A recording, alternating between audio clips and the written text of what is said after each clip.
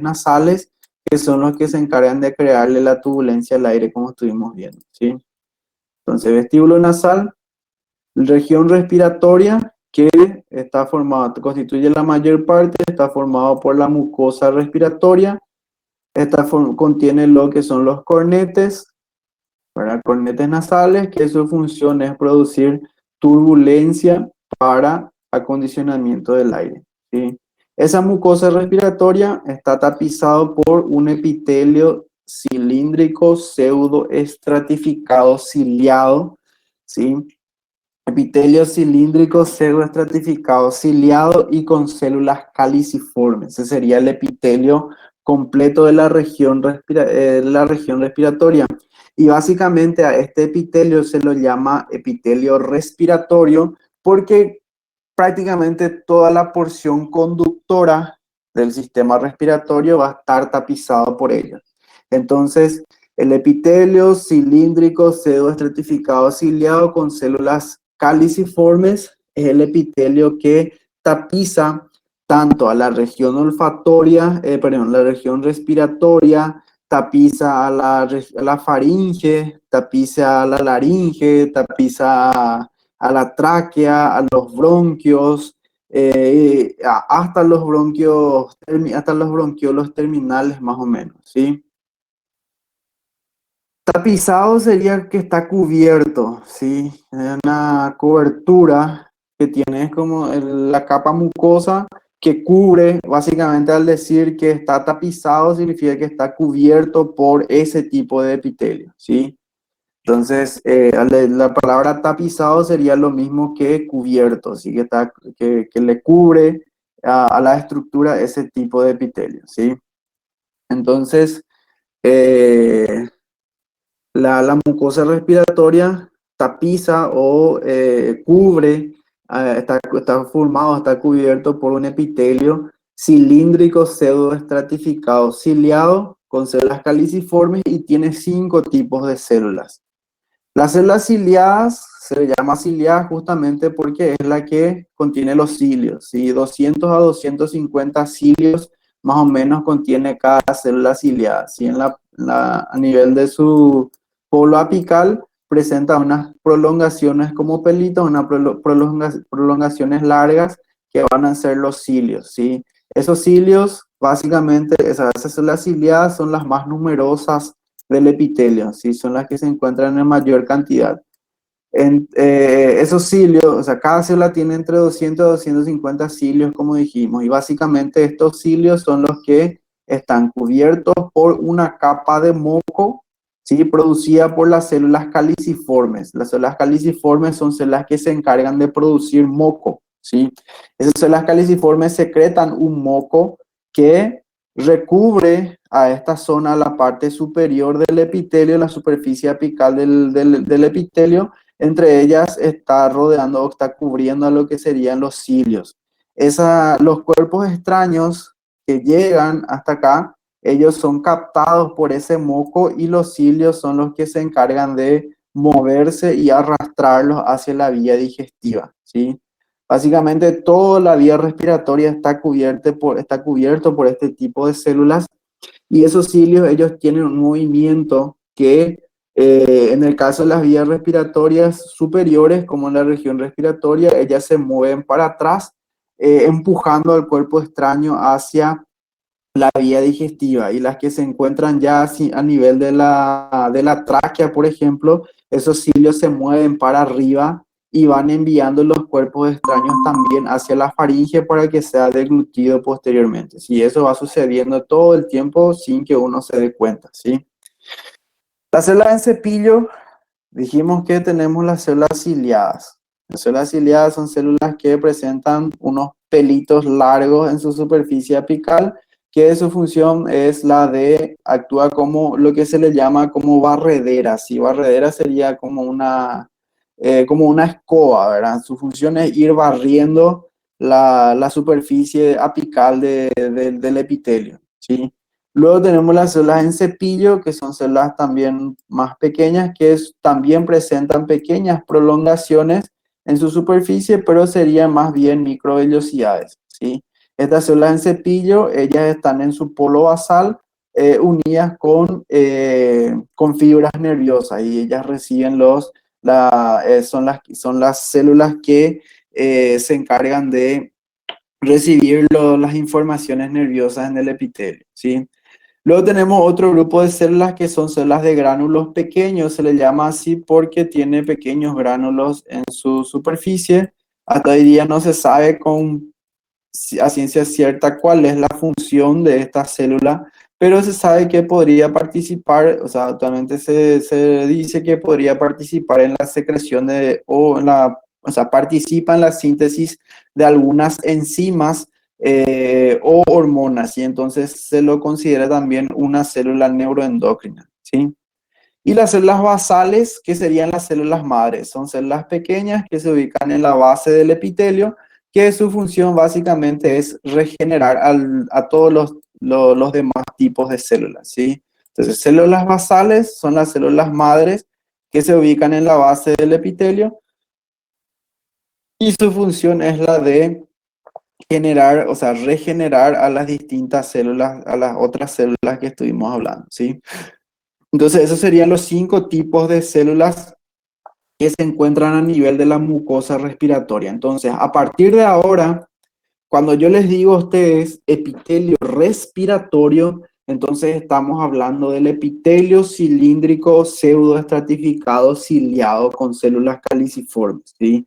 Ese es el epitelio respiratorio. Se le llama de esa forma, o sea, para no decir cada rato epitelio cilíndrico pseudoestratificado ciliado con células caliciformes, entonces decimos epitelio respiratorio, ¿sí? Al decir epitelio respiratorio, equivale a eso, ¿está bien?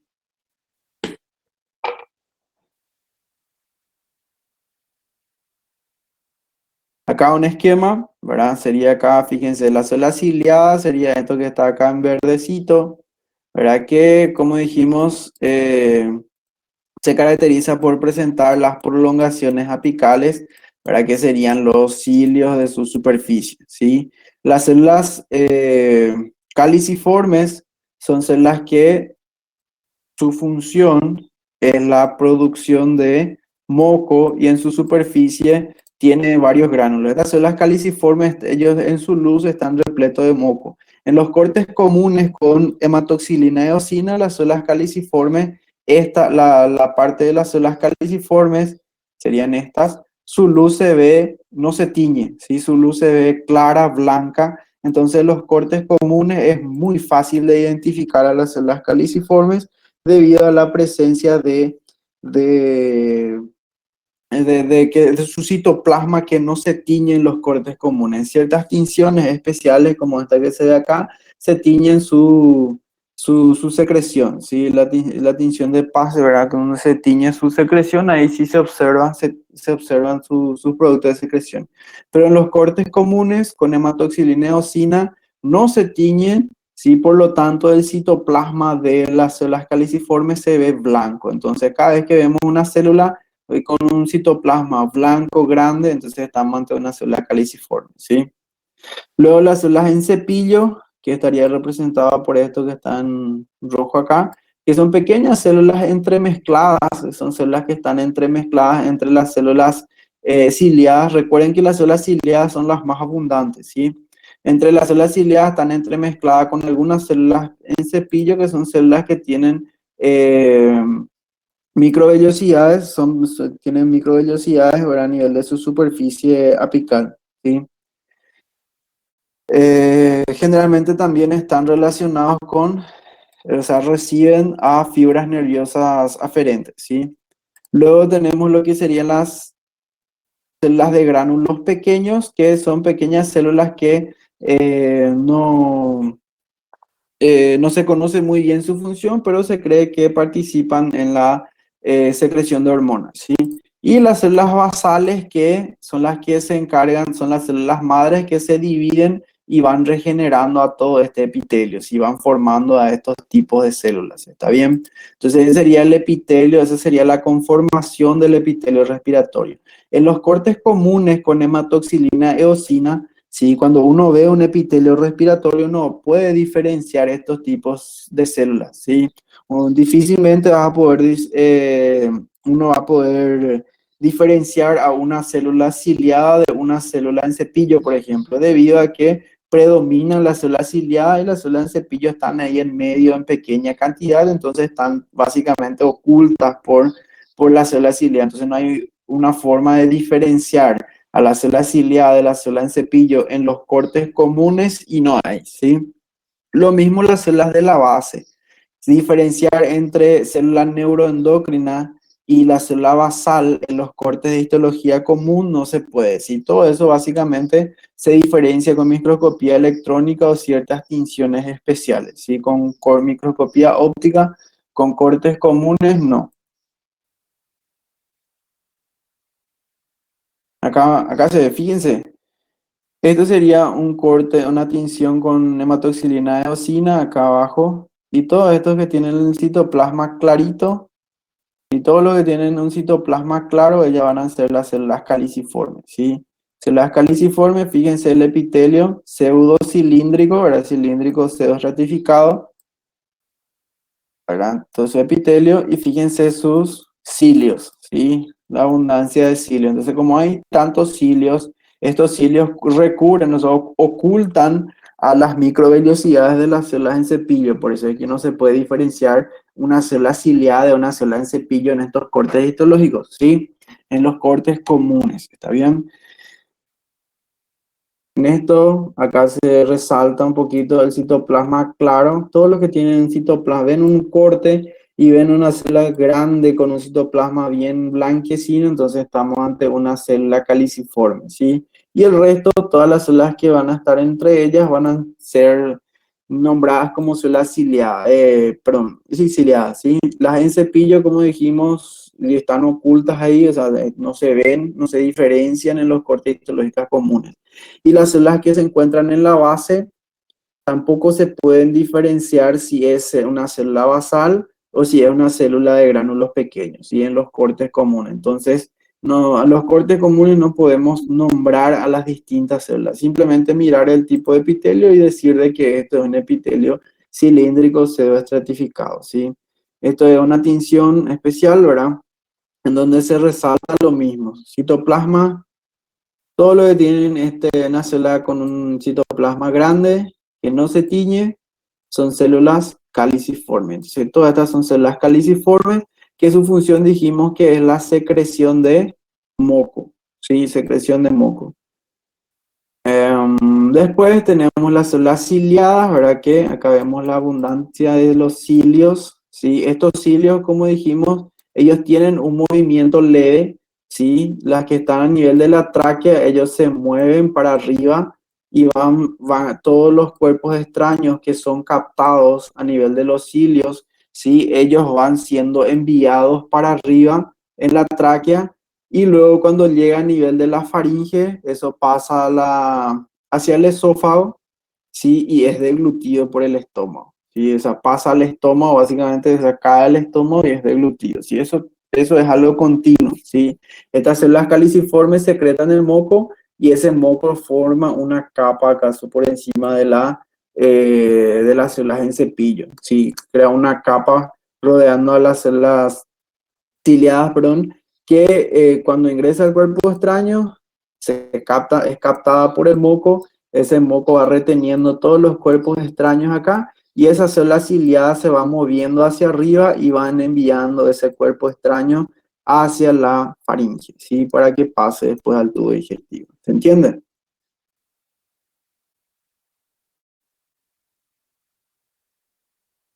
¿Dudas respecto al epitelio respiratorio? ¿Saben la diferencia entre un epitelio cilíndrico y un epitelio estratificado? O sea, cilíndrico simple y pseudoestratificado, por ejemplo, ¿verdad? Supongo que habrán visto eso con Pablito, con el doctor Pablo. ¿Saben identificar, saben las características de un epitelio pseudoestratificado, ¿verdad? Pseudo es falso, pseudo es sinónimo de falso, ¿sí? Entonces significa de que ella simula de que tiene más de una capa, pero en realidad es una sola capa de células, ¿sí?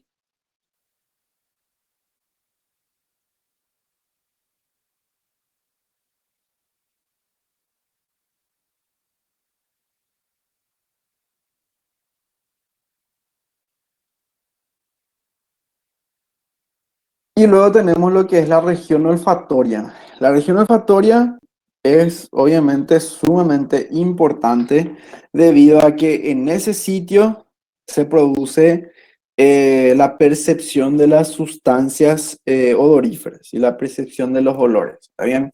La región olfatoria también está formada por un epitelio cilíndrico pseudoestratificado. Solo que a diferencia de lo que acabamos de ver en la región olfatoria, ella tiene un grupo especializado de células, ¿sí? Entonces, básicamente, la región olfatoria también está tapizada por un epitelio cilíndrico pseudoestratificado, pero no es el epitelio respiratorio, o sea, no tiene las mismas características que estuvimos hablando del epitelio respiratorio.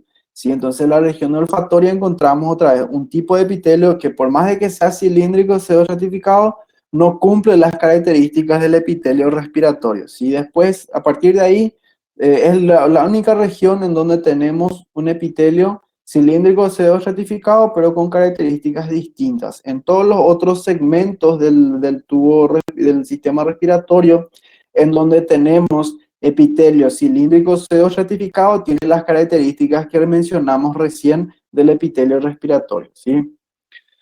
A nivel de la región olfatoria, lo que llama la atención es la presencia de las células olfatorias, que son neuronas bipolares que se encargan de percibir los olores. Y esas células olfatorias tienen unas células de sostén que se encargan de básicamente nutrir y proveer los requerimientos de las células olfatorias para que éstas puedan cumplir su función. Obviamente tenemos las células basales que se encargan de regenerar este tejido. Las células de la región olfatoria tienen capacidad de regeneración, ¿sí? Y después tenemos las células en cepillo, que son aquellas que tienen ya las microvellosidades cortas también, ¿sí? Entonces vemos que acá, por ejemplo, no hay célula caliciforme, tampoco hay células de gránulos pequeños, por ejemplo, ¿sí? Entonces, pero sí hay células olfatorias y células de sostén, ¿sí? A diferencia de lo que era el epitelio respiratorio. Si miramos esta imagen, vemos estas células que están acá, que son en mayor cantidad, ¿sí? Todas estas células que vemos acá en mayor cantidad serían las células de sostén, ¿sí? Todos estos son células de sostén, ¿sí? Abajo, las células basales, ¿sí? Son todas las células basales. Y estas que están en amarillo acá serían las neuronas de la región olfatoria, serían las células olfatorias propiamente dichas que formarían las neuronas, eh, que formarían las neuronas olfatorias, ¿sí? Toda esta superficie dentro, o sea, la región olfatoria tiene una superficie de aproximadamente 10 centímetros cuadrados en los humanos. Obviamente aquellos animales que tienen mucha sensibilidad a nivel que tienen un sentido del olfato bien desarrollado, tienen una capa mucho mayor, una capa mucho más grande de células olfatorias, ¿sí? En los humanos, aproximadamente 10 centímetros cuadrados es el tamaño de la región que está tapizado por este epitelio olfatorio, ¿sí? Las neuronas, básicamente, esto sería el epitelio, ¿verdad? Acá sería el epitelio. Esto sería mirando hacia la cavidad nasal. En esta zona sería mirando hacia la cavidad nasal y la base que se ubica ya hacia el hueso, ¿sí? Entonces, si miramos acá la imagen anterior, era esta imagen. Y básicamente lo que vemos en la región apical sería esta zona donde están las fibras nerviosas, ¿sí? Y esta de acá atrás sería la porción basal, que es la que se ubica a nivel del hueso etmoides. Y en este punto hay un hueso que se llama etmoides, ¿sí? Y ese hueso etmoide tiene varios orificios, entre una porción que se llama lámina cribosa, y a nivel de la lámina cribosa del etmoides, ella presenta varios orificios por donde los axones de la porción basal de la célula olfatoria atraviesan ese orificio y van a terminar formando el nervio olfatorio, ¿sí? Entonces, en este corte, en el corte que vimos, la parte superior representaría esta parte de acá, ¿sí? Y la parte de abajo representaría la parte arriba, es lo opuesto, ¿verdad? Entonces, esta es la región apical y esta sería la región basal a nivel del epitelio, ¿sí? Entonces, para que no se confundan con la imagen. Entonces, esto es lo que se ubicaba en la parte de abajo de la cavidad nasal, ¿sí? ¿Se entiende eso? Región apical, que sería acá arriba. La porción apical de la célula es la que se ubica a nivel de la cavidad nasal, ¿sí? Y esta que sería su porción basal acá abajo es la que está en contacto con el hueso etmoides. Estas neuronas, ellas tienen las células de la olfatorias, como dijimos, están formadas por neuronas bipolares, ¿sí? Esas neuronas, ellas tienen pequeñas prolongaciones en la región apical, ellas atraviesan la región apical y presentan una dilatación que se llama vesícula olfatoria. En este punto, en esta zona de la punta de ellos, es donde se ubica la vesícula olfatoria, ¿sí? Esa vesícula olfatoria, a partir de esta vesícula olfatoria, se emiten estas prolongaciones, ¿sí? Son prolongaciones dendríticas, esta que vemos acá, que su función se ubican en, o sea, en cantidad de 10 a 23, dice el libro.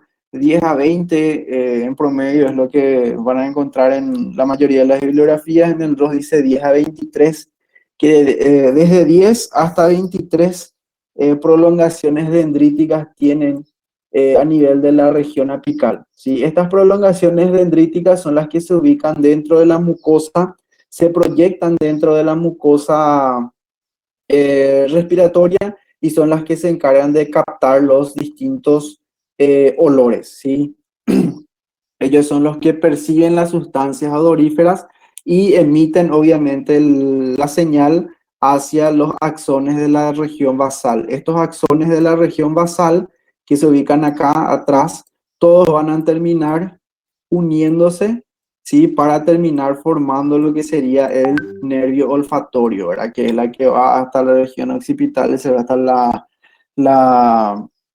la región olfatoria del cerebro, ¿sí? Para enviar la información, ¿está bien?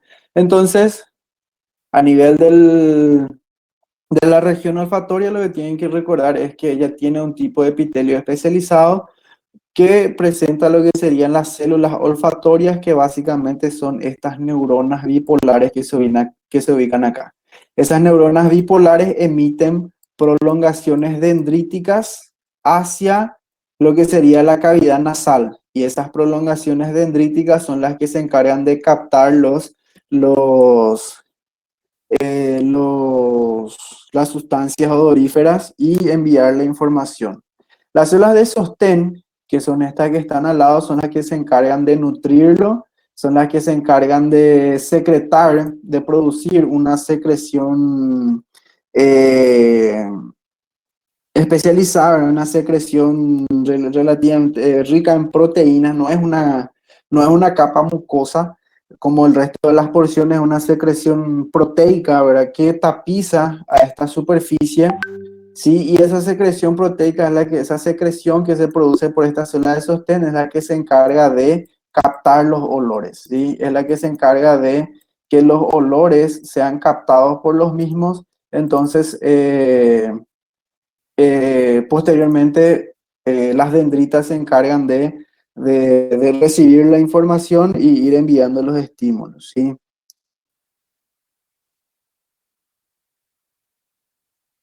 Obviamente, a nivel de esas dendritas, ellas presentan receptores específicas para los distintos tipos de olores. Entonces, cada célula dendrítica, cada célula olfatoria tiene miles y miles de receptores para distintos tipos de olores, ¿sí? Creo que decía, si mal no recuerdo, en el libro decía de que hay aproximadamente 10.000 receptores a nivel de las prolongaciones dendríticas de estas neuronas que se encargan de ir captando esa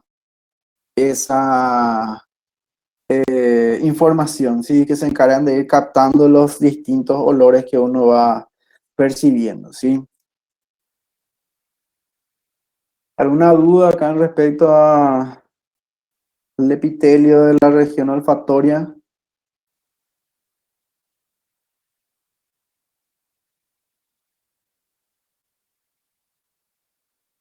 Esto es obviamente lo que hoy en día está de moda, ¿verdad? Que esta región, que sería el epitelio olfatorio, es la que se daña acá es la que se daña durante las infecciones con COVID, ¿verdad? Y es la que produce, o sea, al dañarse este epitelio es donde se produce la anosmia, ¿verdad? La pérdida del sentido del olfato. Sí, básicamente lo que se dañan son estas dendritas que se ven acá, estas prolongaciones dendríticas, y eso es lo que provoca que eh, uno pierda la sensación, la sensación, o sea, la pierda el sentido del olfato, ¿verdad? Todavía no se sabe bien los mecanismos de cómo es que funciona eso, pero se sabe de que el COVID utiliza un tipo de receptor especial, que son los receptores de acuaporina 2, que son los que usan para poder ingresar dentro de la célula. Y se sabe que estas células de sostén son las que tienen esos receptores de acuaporina. Entonces se cree que estas células de sostén serían los que tienen o sea, son los que son invadidos por el COVID, básicamente, acá. Y al ser células de sostén, obviamente las dendritas dependen de estas células para poder cumplir su función. Las dendritas, o sea, estas células olfatorias sin la presencia de las células de sostén,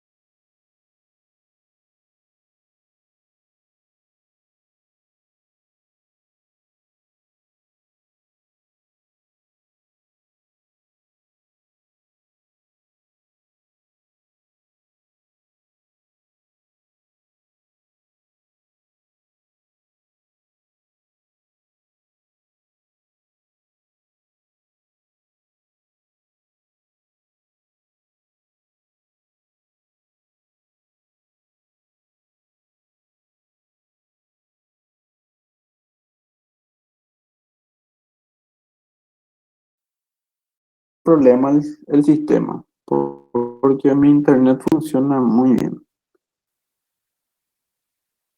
Creo que ha de ser el sistema luego el problema. Bueno, ¿se entendió esta parte de célula olfatoria? ¿Entendieron cómo funcionan, cómo se van organizando estas células? Bueno, entonces, esa básicamente es la organización de estas células de este epitelio olfatorio. Obviamente, a nivel de lo que sería su capa submucosa, ellas presentan también o sea, tienen las glándulas, ¿sí? Glándulas secretoras, y esas glándulas, junto con lo que serían eh, los nervios y demás, esas glándulas se encargan de producir la sustancia rica en proteína, o sea, sustancia proteica, junto con lo que era la célula de sostén, producen la sustancia proteica que se ubica a nivel de la parte superior del epitelio, que es la que se encarga de ir captando las distintas moléculas eh, del, las distintas moléculas odoríferas que ingresan en la vía respiratoria por el aire inspirado, ¿sí?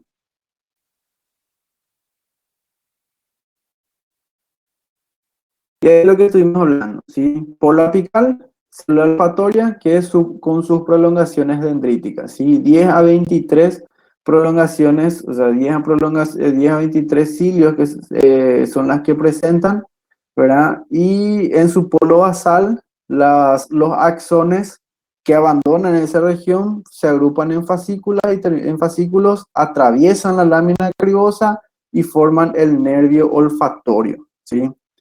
Y las glándulas olfatorias de Bowman, que son de tipo túbulo alveolar serosa ramificada, que su función, como dijimos, actúa como trampa y solvente para la sustancia odorífera, ¿sí? Lo que estuvimos hablando. Entonces, esa sería la característica del epitelio olfatorio, ¿está bien? Luego tenemos que a nivel de las vías respiratorias también se les incluye a lo que son los senos paranasales, ¿sí? Los senos paranasales son pequeños orificios que se ubican o pequeñas cavidades que se ubican dentro del hueso, dentro de los distintos huesos del cráneo, ¿sí? En el cráneo hay un montón de huesos en sí, todo lo que es la constitución craneofacial, ¿sí?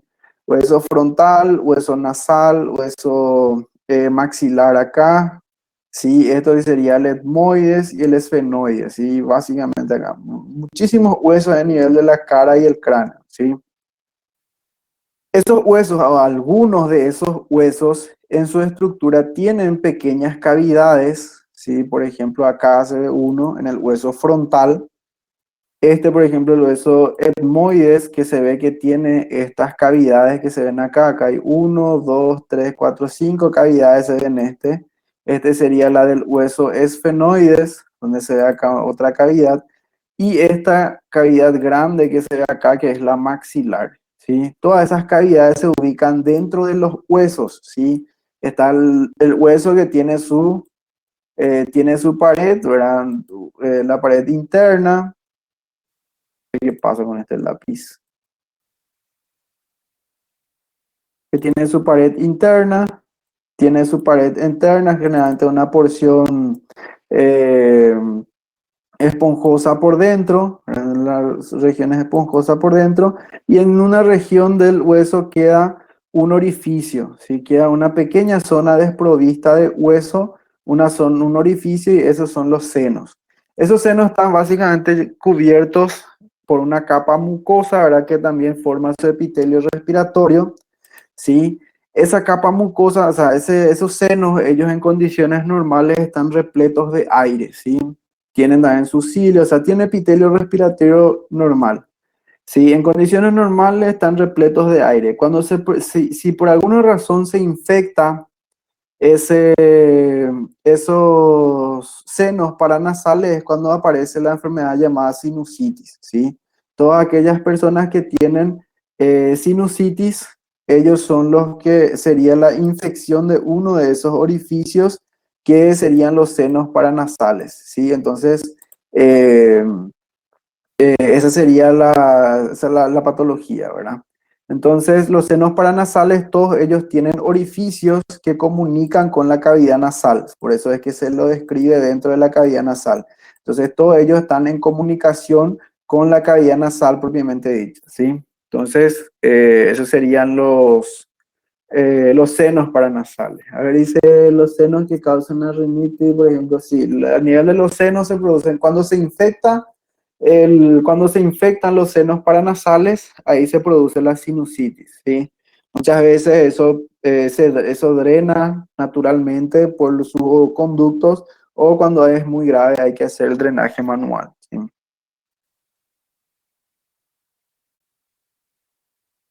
Luego tenemos la faringe. La faringe que sería toda esta región que está pintada acá, ¿verdad? Todo esto sería nuestra faringe. La faringe dijimos ya que tiene tres regiones, ¿sí? Una región que mira, que está a nivel de la cavidad nasal, que va a ser la nasofaringe. Esto que está en azul acá va a ser la nasofaringe, ¿sí? Esto que está en verde es la cavidad, es la porción de la faringe que está en contacto, que está a nivel de la cavidad bucal y se llama orofaringe. Y esto que está en color lila, en color rojo, como le dicen ustedes, es lo que sería la laringofaringe, la región de la faringe que está a nivel de la laringe y se llama la región se llama laringofaringe, ¿sí? La faringe se continúa más abajo con el esófago, ¿está bien? Esa faringe, como vimos, tiene tres porciones.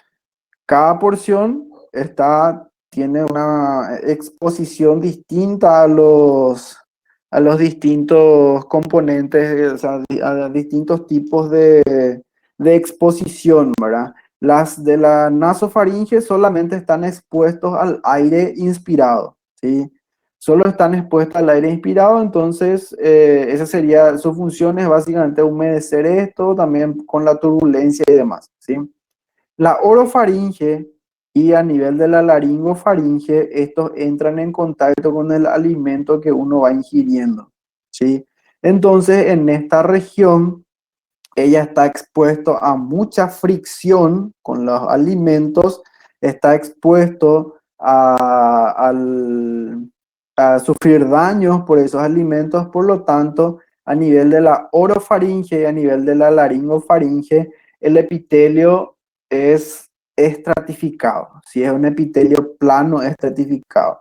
La nasofaringe, como básicamente está a nivel de la región nasal, y en ese punto solamente interacciona con el aire, entonces el epitelio de la nasofaringe es cilíndrico, pseudo-estratificado, ciliado con células caliciformes, y es un epitelio respiratorio, ¿sí? Sin embargo, las porciones que están expuestas a los alimentos, la orofaringe y la laringofaringe, ellas tienen un epitelio plano estratificado, ¿sí? Tiene un epitelio plano estratificado, ¿está bien?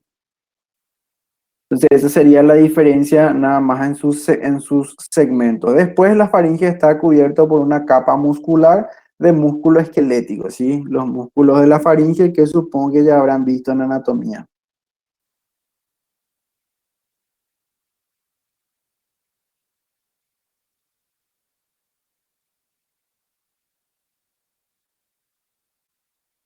Y luego, por debajo de la faringe, a nivel de la faringe, fíjense, esto es la faringe acá. Y en la parte inferior encontramos dos orificios. La que se continúa para abajo, sí, cuando se continúa acá abajo, sería con el esófago. Y luego hay un orificio acá enfrente, ¿sí? Este orificio, que es el orificio de la laringe, ¿sí? Este orificio de la laringe, o sea, el aire que uno inspira atraviesa por este orificio laringeo y se continúa con la tráquea. Los alimentos que uno consume, acá uno consume el alimento, ello pasa de la faringe, pase hacia el esófago, ¿sí? Cada vez la laringe tiene varias porciones, tiene varios cartílagos que forman su estructura, ¿sí? Cartílago, no sé si ya dieron cuello en anatomía, ya habrán visto seguro laringe, ¿verdad? Supongo que ya dieron cuello, en tema de anatomía uno eso es, o todavía no dieron.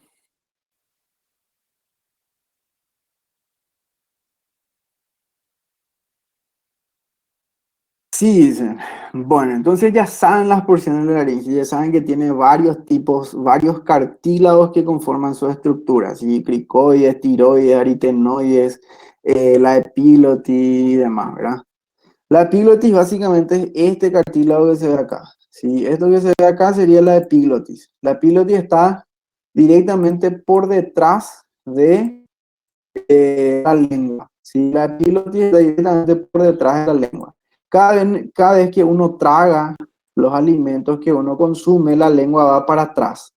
Esta lengua va para atrás y empuja a la epiglotis para cerrar este orificio, ¿sí? Entonces, cada vez que uno traga, ¿sí? Cada vez que uno traga la comida, eh, la lengua va para atrás y empuja la epiglotis cerrando el orificio de la laringe.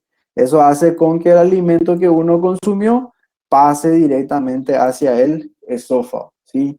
Cuando uno no está comiendo, cuando uno no está tragando nada, la lengua se queda para adelante y la epiglotis permanece para arriba. Entonces el orificio de la laringe permanece abierto.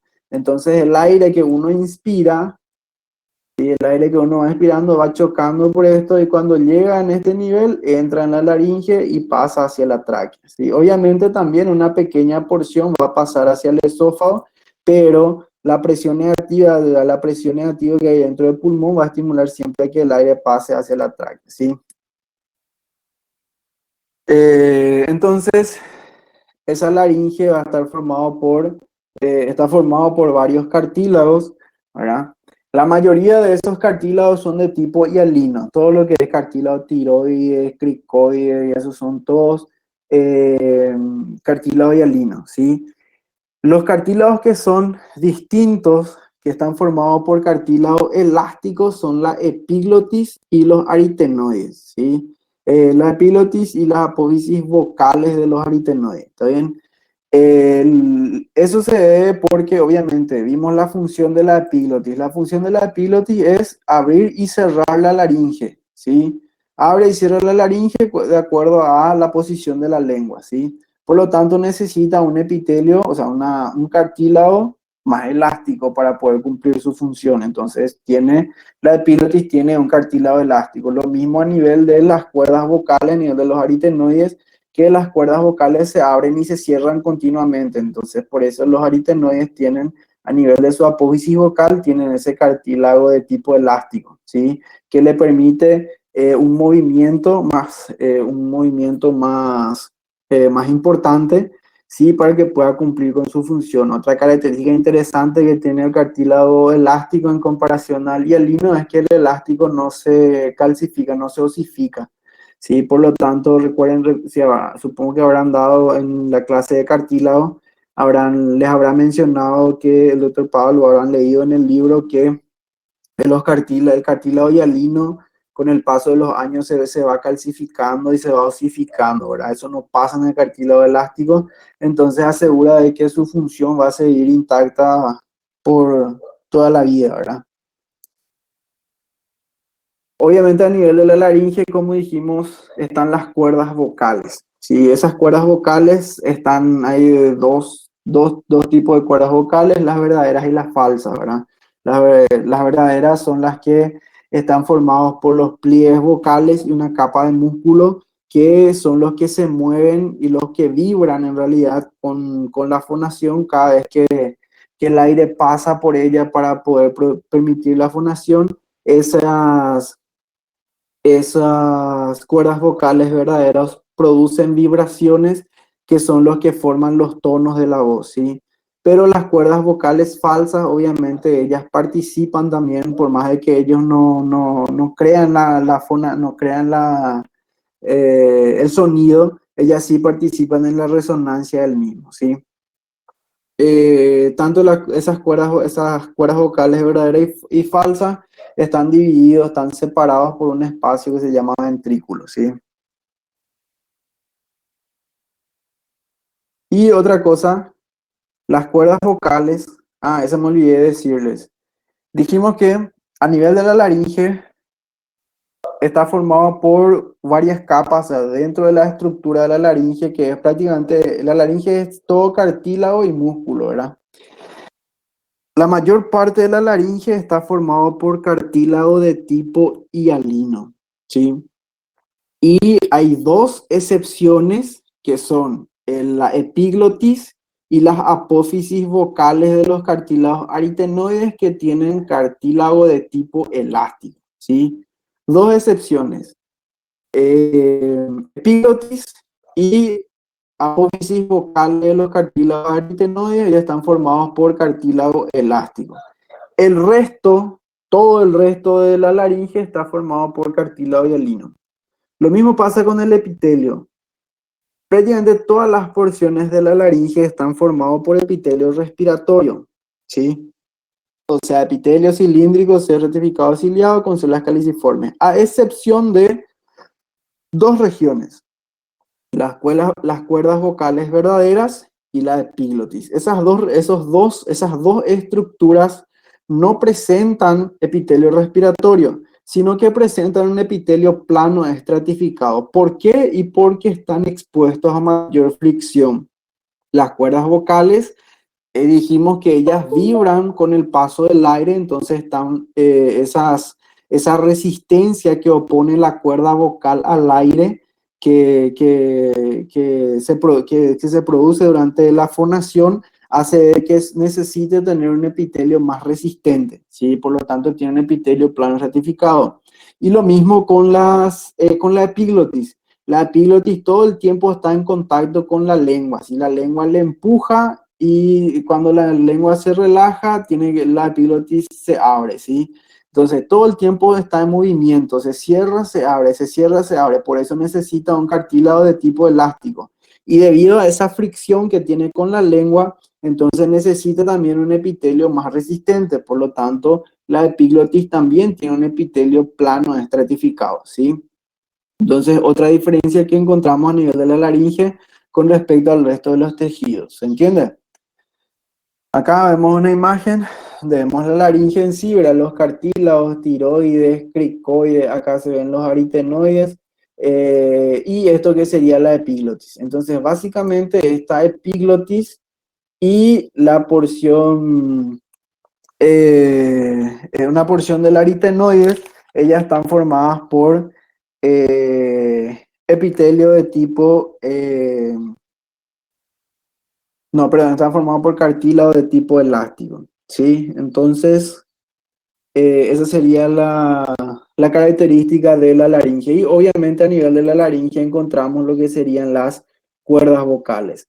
Estas serían, acá, esta porción serían las cuerdas vocales verdaderas y esta que está acá atrás, ¿verdad? Esta parte más posteriores serían las cuerdas vocales falsas, ¿sí? Entonces, la del centro son las verdaderas y las que están detrás son las falsas. Y este espacio que queda entre la cuerda vocal verdadera y la falsa es la que se llama o forma los ventrículos, lo que serían los ventrículos, ¿sí? Que separa a la cuerda vocal verdadera de la cuerda vocal falsa. Si se fijan, esto a nivel de la cuerda vocal, ella está formado por estos pliegues elásticos, ¿verdad? Acá, estos pliegues que conforman su estructura y obviamente están rodeados de músculos que van a ser los músculos vocales que son los que le permiten su movimiento, ¿verdad? Esto cuando uno inspira, cuando uno introduce el aire, esto se abre, permanece abierto de esta forma para que el aire pueda pasar. Cuando uno va a producir la fonación, cuando uno va a hablar, esto se cierra, esto permanece de esta forma semicerrado y el aire va pasando y esto va produciendo vibraciones. Esas vibraciones que va produciendo eh, la, las cuerdas vocales son las que van produciendo la fonación, ¿sí? De este lado vemos una lámina en donde podemos ver esta zona que sería el pliegue vocal, está formado por epitelio plano estratificado, ¿sí? Entonces acá a nivel del pliegue vocal, epitelio plano estratificado, un tejido conectivo laxo bastante resistente y por fuera ya todo lo que es el músculo vocal. En esta zona entonces todo esto que está acá en un color rojo, medio rojo, esto formaría el músculo vocal, ¿sí? Que es músculo esquelético, ¿sí? El músculo de tipo esquelético, que es el que le permite poder abrirse y cerrarse, ¿sí? Por arriba, el ventrículo, ¿sí? Que sería este espacio que separa a la cuerda vocal verdadera de la cuerda vocal falsa. Básicamente sería esta zona de acá, en donde se separan las cuerdas vocales verdaderas y las falsas, y esto que se ve acá sería la cuerda vocal falsa que en la lámina se ve de esta forma. Vamos a ver después, cuando lleguemos a la parte práctica, vamos a ver con mejor detalle. Pero en esta zona ya existe un epitelio respiratorio. Esto tiene un epitelio cilíndrico, rectificado, ciliado, con células caliciformes, tiene glándulas mucosas y ya no tiene esa capa de músculo vocal importante, ¿sí? Básicamente tiene músculo liso y no esquelético. Entonces esa es la diferencia. O sea, también tiene músculo esquelético, pero entre ellas vienen entremezcladas unas capas de músculo liso, ¿sí? Entonces esa es la diferencia entre la cuerda vocal verdadera y la cuerda vocal falsa. La cuerda vocal verdadera, cuando ustedes miran una lámina de laringe, para poder diferenciar a la cuerda vocal verdadera de la falsa, lo primero que miran es el tipo de epitelio que tiene, ¿sí? La cuerda vocal verdadera tiene un epitelio plano estratificado y la cuerda vocal falsa tiene un epitelio respiratorio, ¿sí? La cuerda vocal verdadera prácticamente no tiene glándulas en su capa mucosa, la cuerda vocal falsa está repleta de glándulas, ¿sí? Y la cuerda vocal verdadera tiene una capa de músculo prominente, ¿sí? Una capa de músculo importante, a diferencia de la cuerda vocal verdadera. ¿Sí? Preguntaron más, José. Entonces, esa sería la conformación de lo que sería el intervalo. Podemos tener unos 10 minutos de intervalo y empezamos ya con lo que es tráquea.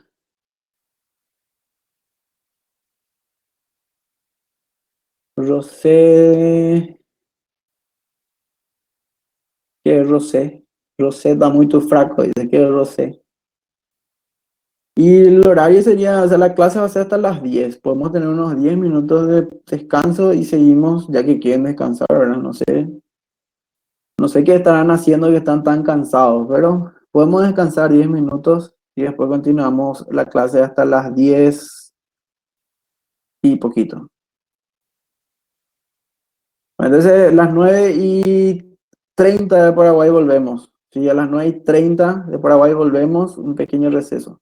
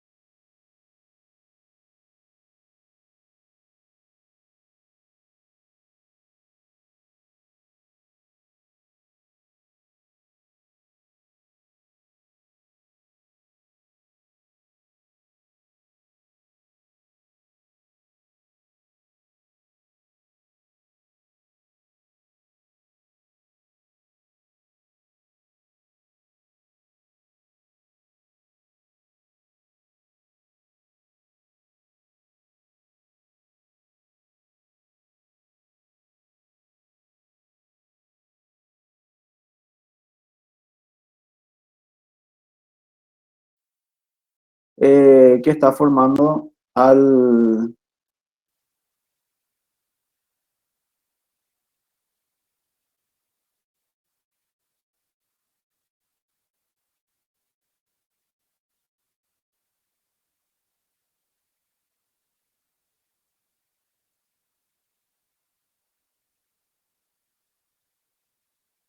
Ahora me escuchan, ya funciona o no funciona, porque... Bueno, entonces la tráquea presenta sus capas, ahora cuatro capas acá, que estarían compuestos tiene una capa mucosa que está compuesto de su epitelio respiratorio, ¿sí? El mismo epitelio que ya describimos en la parte de la porción respiratoria de la cavidad nasal. Su submucosa tiene un tejido conectivo laxo, ¿sí? Su capa cartilaginosa es cartílago hialino en forma de letra C, como ya vimos, y la adventicia, que es el tejido conectivo que lo va a unir con las estructuras vecinas. Y entonces esa es la conformación de la tráquea. Acá vemos un corte donde se puede ver acá la presencia del cartílago en forma de letra C. Y acá vemos en la parte posterior que está tapizado por músculo liso. Y esto que vemos acá atrás sería el esófago, ¿sí? Entonces, esa conformación del cartílago, esa resistencia que tiene el cartílago permite de que esta parte de la luz siempre esté abierta, ¿sí? Y como esto siempre está abierto, entonces el aire puede pasar sin dificultades por él, ¿sí? Caemos lo que sería esta porción más superior, sería la mucosa, más abajo sería la submucosa y por debajo la placa de cartílago. Esta tráquea, o sea, esta capa de cartílago de la tráquea en la vejez o con el paso de los años puede ir calcificándose y la tráquea se va osificando, ¿verdad?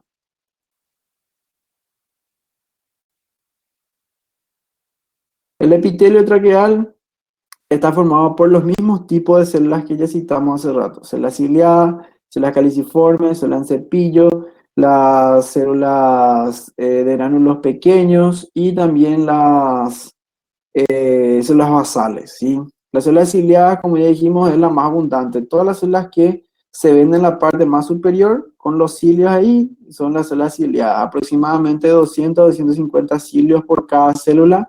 Y su función es la de barredora mucociliar, como dijimos. Su función básicamente es como una escoba que va barriendo los cuerpos extraños que son captados por el moco que cubre al epitelio y lo va barriendo hacia el esófago, ¿sí? Lo va barriendo hacia la vía digestiva, ¿está bien? Para que eso posteriormente pase al estómago y sea eliminado por el ácido clorhídrico del estómago, ¿sí?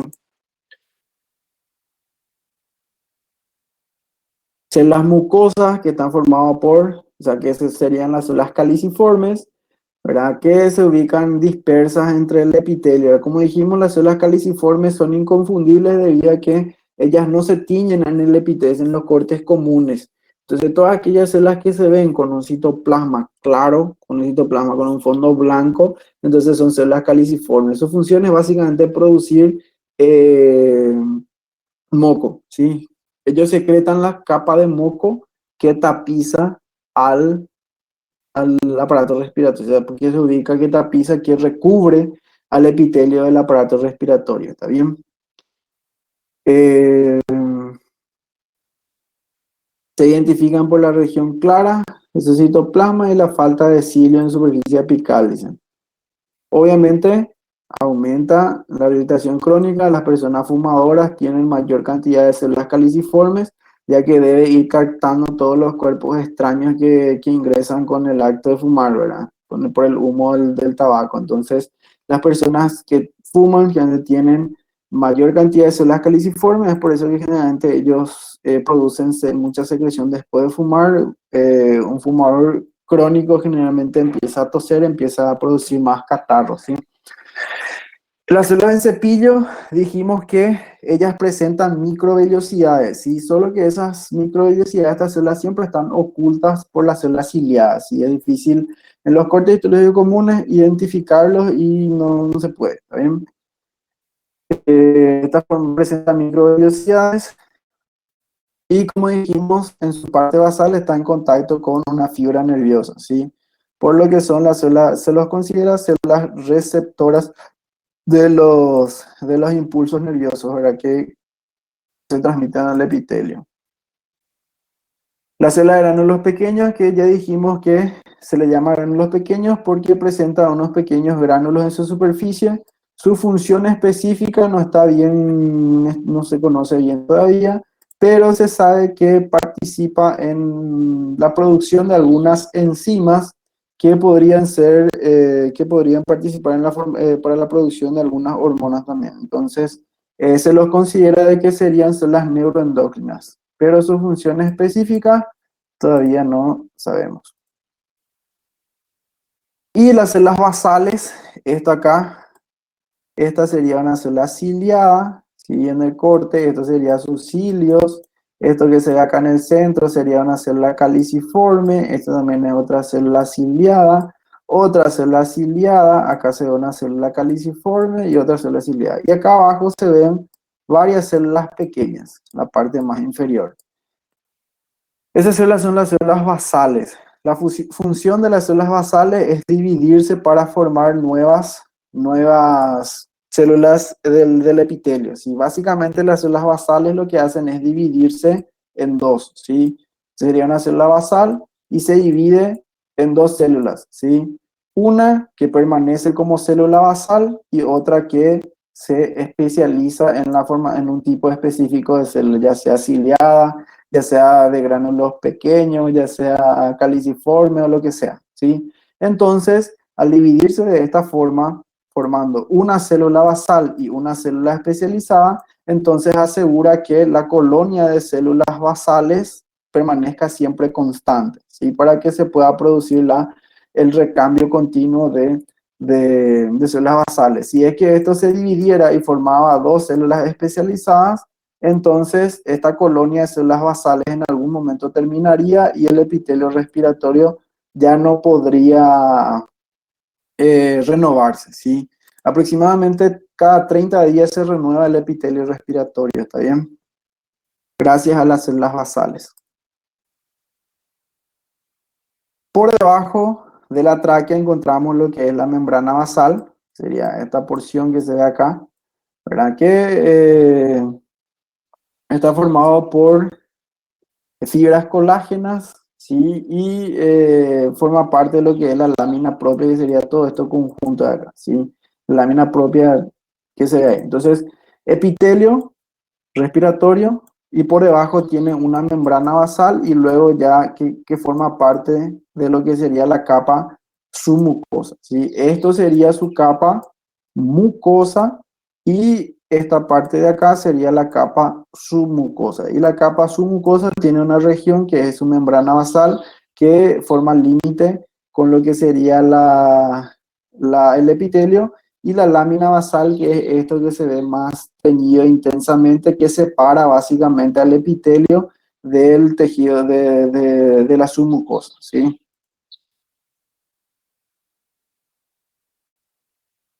La membrana basal, o sea, en los fumadores, como dice, la membrana basal está más engrosada en todo lo que son los fumadores, o sea, no solo en los fumadores, ¿verdad? En aquellas personas que, por ejemplo, están expuestas continuamente al humo. Antiguamente, por ejemplo, la gente cocinaba mucho a leña, entonces esas personas que estuvieron muchos años expuestos al humo, o esas personas que trabajan en las minas, ¿sí? Donde están expuestos continuamente al polvo de estas minas, por ejemplo, ellos siempre presentan tanto mayor cantidad de células caliciformes como una membrana basal más engrosada, ¿verdad? Para tratar de eliminar ese exceso de contaminantes que ingresan en la vía en la vía respiratoria, ¿sí?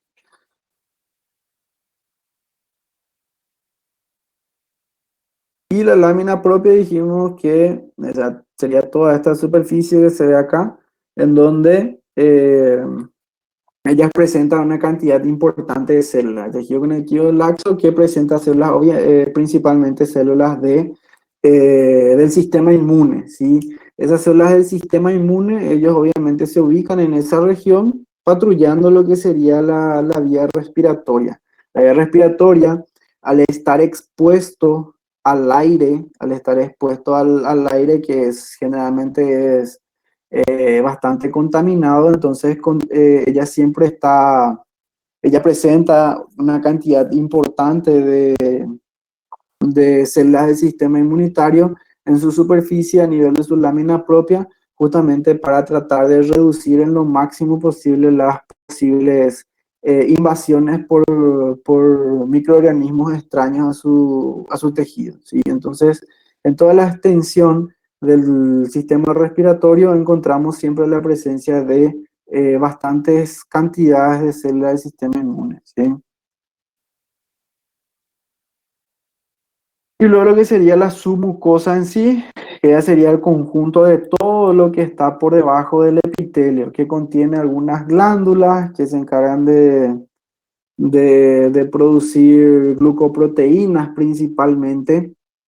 Sí, y también dentro de esa superficie vamos a encontrar todo lo que serían los vasos sanguíneos que van a ir a nutrir al epitelio. Ustedes recuerden siempre que el epitelio, ella no tiene las capas de epitelio generalmente no reciben irrigación propia, sino que ellas siempre se nutren de su capa inmediatamente inferior. En este caso, la capa submucosa es donde se ubican todos los vasos sanguíneos que llegan al tubo respiratorio.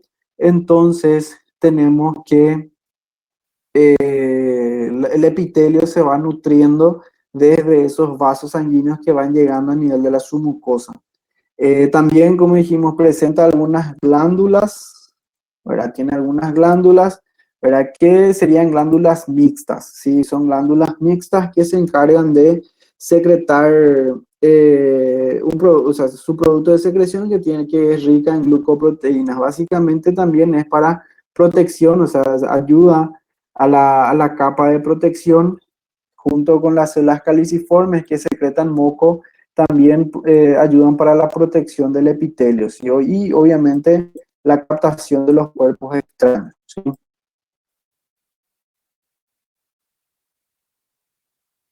Los cartílagos traqueales, como ya dijimos, son cartílagos de tipo hialino, ¿sí? Le proveen rigidez, pero al mismo tiempo cierta movilidad a la tráquea, ¿sí? Y como dijimos, con el paso de los años puede ser reemplazado por tejido óseo. La imagen que ya vimos es donde vemos el cartílago hialino, ¿sí? El cartílago hialino que en los cortes con hematoxilina de eosina casi siempre se ven teñidos con un color azulado, medio lila, oscuro. Ahora, el cartílago hialino toma muy bien la tinción de hematoxilina, entonces siempre se lo ve bien basófilo en las tinciones, ¿sí?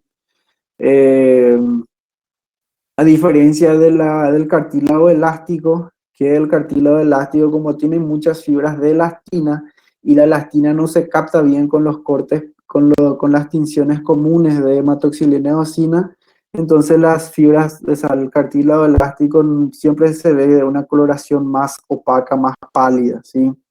Y también, obviamente, a nivel del cartílago hialino, tenemos menos celularidad en comparación a la del cartílago elástico y la presencia o sea, las células están más, mejor organizadas en el cartílago hialino, ¿sí? Entonces acá las capas, mucosa, submucosa, la capa mucosa básicamente sería el epitelio respiratorio, la capa submucosa que contiene su tejido conectivo laxo con todas esas células del sistema inmunitario que ya estuvimos viendo, contiene las glándulas que se encargan dijimos, son glándulas mixtas que secretan glucoproteínas hacia la luz para ayudar al moco que se produce por las células caliciformes, y por debajo tenemos ya también una capa de músculo liso en la submucosa y ya por debajo su capa de cartílago. En este, por ejemplo, ya se está osificando, ¿sí? Entonces, esto ya es una tráquea de una persona mayor, ¿verdad? Una persona anciana, ¿sí? Y lo que después llamaba la atención es que en su parte posterior la tráquea está desprovista de cartílago y presenta una capa relativamente gruesa de músculo liso a nivel de su cara posterior. ¿Está bien? La capa adventicia es la capa más externa y está ubicada por fuera de los anillos cartilaginosos. O sea, sería ya la túnica que lo rodea y básicamente su función es ir uniéndolo, conectándolo con las estructuras vecinas. Obviamente a nivel de la adventicia también recibe los vasos sanguíneos que van a ir irrigando todas las estructuras que conforman la tráquea, ¿sí?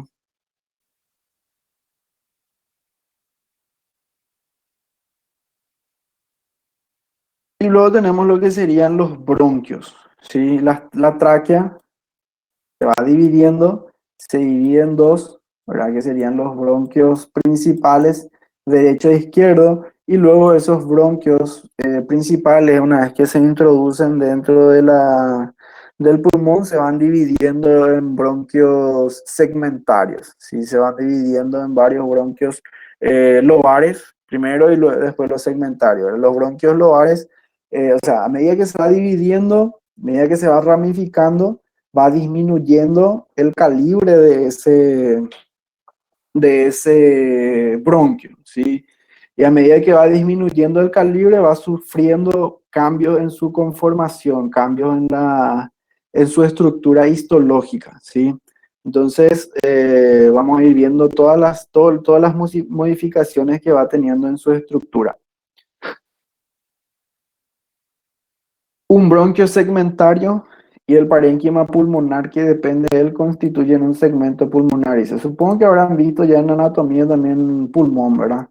Entonces habrán visto las divisiones de los distintos bronquios segmentarios, ¿verdad?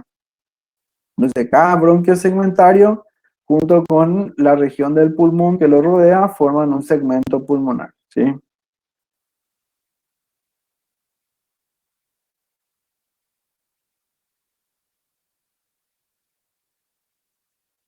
El árbol bronquial, o sea, los bronquios principales, al principio dice, tiene la misma estructura histológica de la tráquea. Dijimos, se divide en bronquios principales derecho e izquierdo.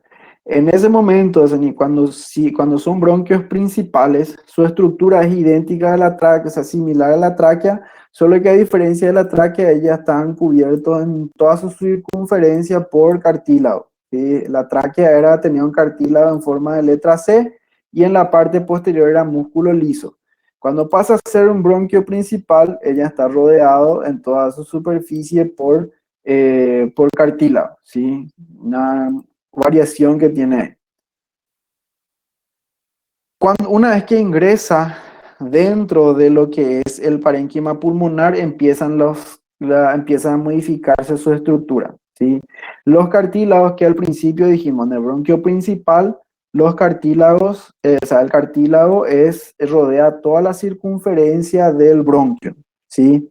Una vez que ingresó dentro del parénquima y empieza a dividirse en sus bronquios secundarios, lo que serían los bronquios secundarios, dentro del parénquima el cartílago empieza a tener variaciones, ¿sí? En lugar de ser completamente circunferencial, el cartílago empieza a formar placas que van rodeando al bronquio. Si esas placas, a medida que va disminuyendo el calibre, va disminuyendo la cantidad de placas de cartílago que va rodeando a la estructura, ¿sí?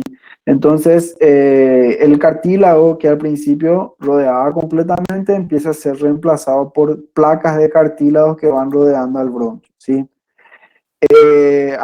Obviamente, a medida que el bronquio va disminuyendo de diámetro, va modificándose, se va disminuyendo de calibre, también la capa de cartílago empieza a desaparecer, se va disminuyendo. Al principio Cuando era un bronquio principal, el cartílago lo rodeaba completamente. Cuando era un bronquio lobar, un bronquio secundario, ya el cartílago empieza a ser reemplazado por placas de cartílago, o sea, ya no es más, ya no lo rodea completamente.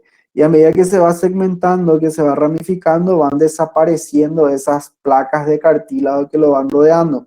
Y llega a un punto en donde es tan delgado, o sea, el diámetro del bronquio es tan pequeño como 1 milímetro de diámetro, y en ese punto desaparecen las placas de cartílago. ¿Sí? En ese momento, cuando el tamaño del bronquio alcanza el diámetro, o sea, 1 milímetro de diámetro, en ese punto el bronquio, o sea, la placa de cartílago que lo rodeaba, desaparece.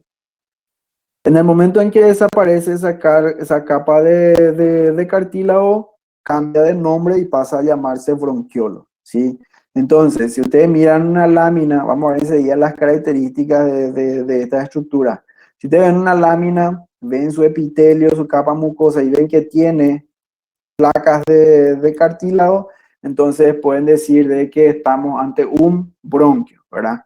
Ven por más de que sea pequeño, ustedes pueden ver, por ejemplo, una estructura acá, este sería el epitelio, y ven que bien en la parte superior hay una pequeña placa de cartílago, y en todo el resto de su extensión no hay cartílago.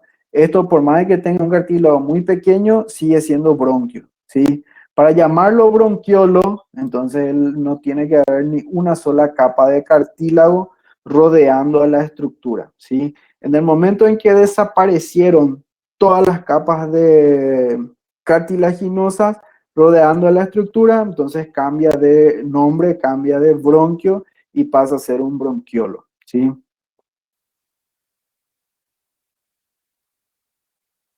Luego, como dice, otra modificación que sí sufre el bronquio es que aparece una capa de músculo liso. Vimos la parte de tráquea, ¿verdad? Vieron que tenía su capa mucosa, por debajo de la tráquea estaba la submucosa y después estaba ya el cartílago, ¿sí? Pero prácticamente la tráquea y en toda su extensión no tiene músculo liso. En los bronquios ya aparece una capa de músculo liso por debajo del epitelio. Tenemos el epitelio, una delgada submucosa y ya está rodeado por músculo liso. Y por encima del músculo liso estaría la capa de cartílago. Eso ya aparece en los bronquios. Ese músculo liso, obviamente a medida que el calibre del bronquio va disminuyendo, también disminuye el grosor de esa capa. Al principio, en los bronquios más grandes, esa capa de músculo liso es relativamente gruesa, y en los bronquios más pequeños la capa de músculo se va adelgazando, pero la capa de músculo liso ya no desaparece.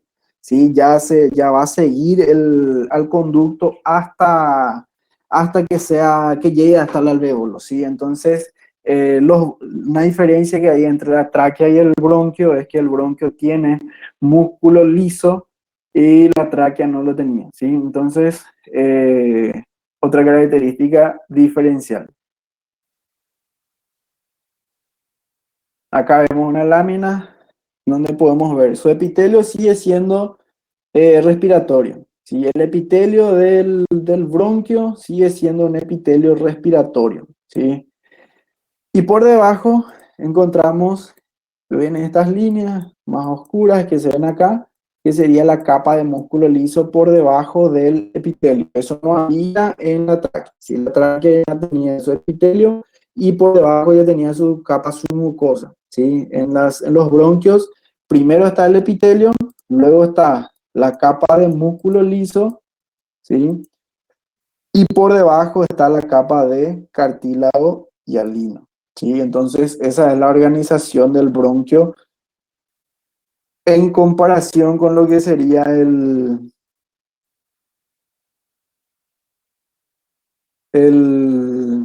la tráquea, ¿sí? Acá sus capas, su capa mucosa, muscular y submucosa, ¿sí?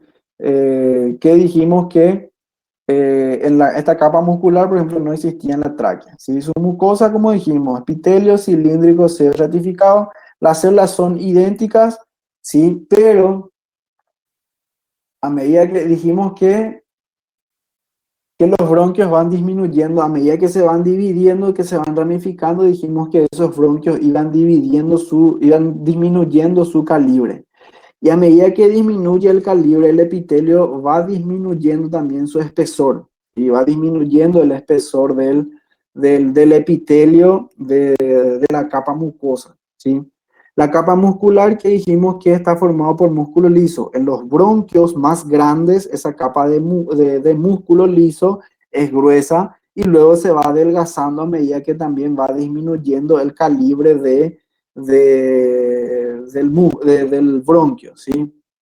Capa submucosa de tejido conectivo laxo, ¿sí? Y en algunas dice puede haber tejido adiposo alrededor. Y luego tiene su capa de cartílago, o sea, primero era músculo, o sea, en el bronquio primero era su epitelio, su músculo y después su mucosa, después recién su capa de cartílago, ¿sí? Sin embargo, en la tráquea ya era directamente mucosa, submucosa y después ya era cartílago, no había capa muscular, ¿sí? Sigue siendo cartílago hialino, pero como dijimos, en los bronquios la diferencia es que ya no hay esa capa de cartílago que lo rodea completamente, sino que en los bronquios tenemos el epitelio y a medida que va adelgazándose, la capa de cartílago va desapareciendo, ¿sí? Y su adventicia, que sería tejido conectivo, era donde llegan los vasos sanguíneos y demás. Eso no cambia no varía mucho, ¿sí? Y los bronquiolos vamos a hablar a la tarde.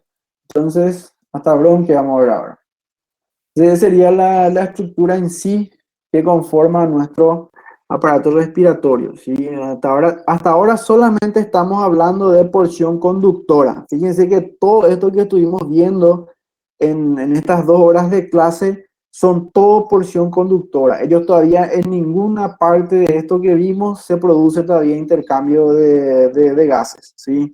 Todos ellos, su única función, su función hasta el momento es transportar el aire inspirado, ¿sí?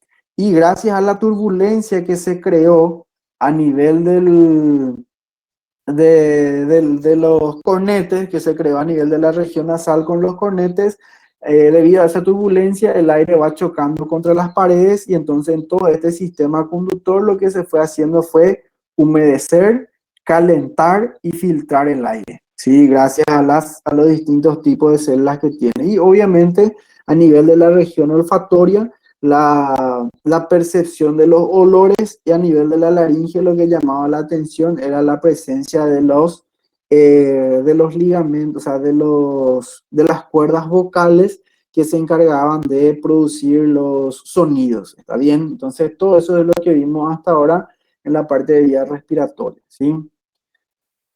Si tienen alguna duda, alguna pregunta, pueden hacer ahora.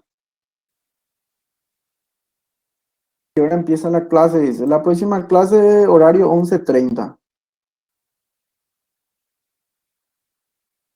11:40, sí, 11:40. Próxima clase sería 11:40. Obviamente siempre le voy a dar unos 10 minutitos, 10, 15 minutos de tiempo para que puedan conectarse la mayoría. Entonces, entre 11:50 a 11:55, más o menos, a más tarde estaríamos empezando la clase, ¿sí? De Paraguay el horario siempre, ¿sí? Entonces ahí ya queda a cargo de ustedes ver la diferencia de horario con sus. Creo que en Brasil tienen varios usos horarios. No sé si lo que están en Brasil, no sé cómo funciona eso, pero creo que tienen 3, 4 usos horarios más o menos.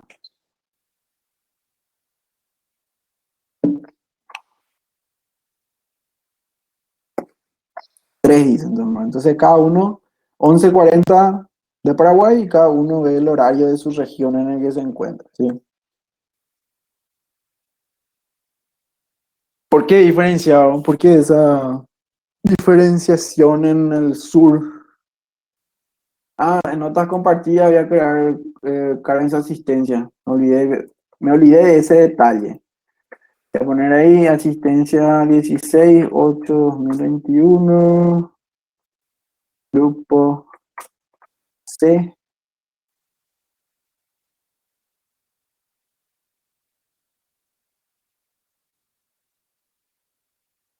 14 mañana. Entonces, coloquen sus nombres en la parte de notas compartidas, por favor. Y una vez que colocaron sus nombres, son libres. Pueden ir a almorzar y nos vemos de tarde.